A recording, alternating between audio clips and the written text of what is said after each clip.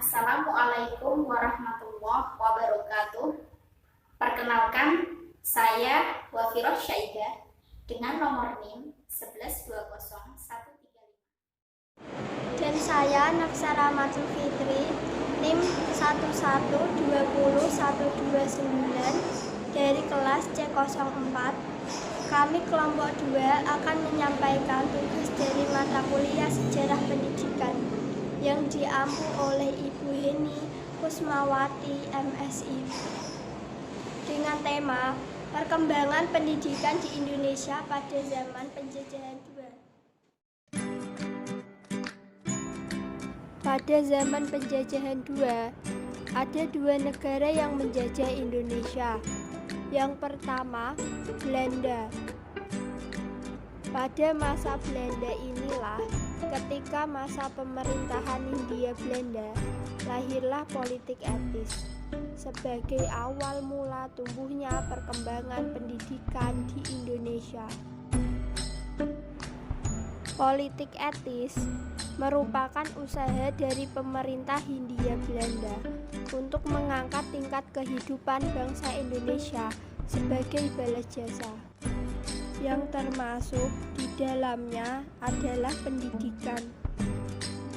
Dari situlah awal mula adanya perkembangan pendidikan di Indonesia. Namun, pendidikan pada masa itu hanya untuk kepentingan kepegawaian pamong praja tingkat bawah yang hanya mengajarkan membaca, menulis, dan berhitung.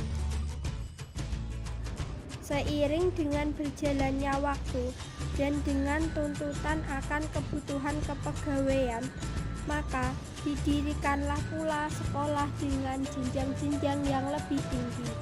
Namun, tetap saja sekolah-sekolah tersebut bercorak dan bersifat kebelanda-belandaan, termasuk di dalamnya menjadikan bahasa Belanda sebagai bahasa pengantar di sekolah-sekolah. Sekolah-sekolah pada masa pemerintahan Hindia Belanda memiliki sekat dan berkelompok-kelompok.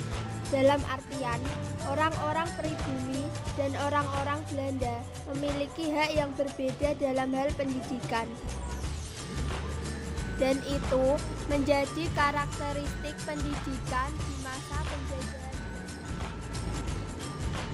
Setelah Belanda dikalahkan oleh Jepang, yang pada waktu itu Jepang menjadi negara terkuat di Asia Timur Raya, secara otomatis pemerintahan kolonial diambil alih oleh Jepang.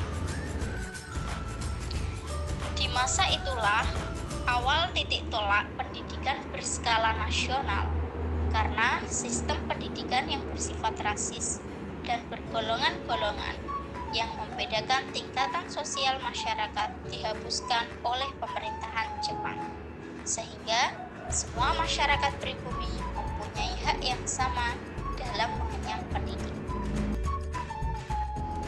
Akan tetapi, pada masa yang sama, yakni masa penjajahan Jepang, justru pendidikan di Indonesia semakin terpuruk. Karena pendidikan pada masa itu hanya sebatas penopang untuk mewujudkan ambisi Jepang menjadi pemimpin di Asia Timur Raya, sehingga program-program pendidikan saat itu diisi dengan latihan fisik kemiliteran dan bercocok tanam untuk pemasok makanan dalam peperangan. Sehingga dapat disimpulkan karakter dari pendidikan di masa pendudukan Jepang adalah: yang pertama, dihapuskannya dualisme pendidikan, yakni pengajaran kolonial dan pengajaran pribumi. Yang kedua, tujuan pendidikan menjadi penyedia tenaga cuma-cuma atau romusa dan prajurit-prajurit untuk membantu peperangan Jepang. Dalam hal ini, para murid diharuskan latihan fisik dan kemiliteran.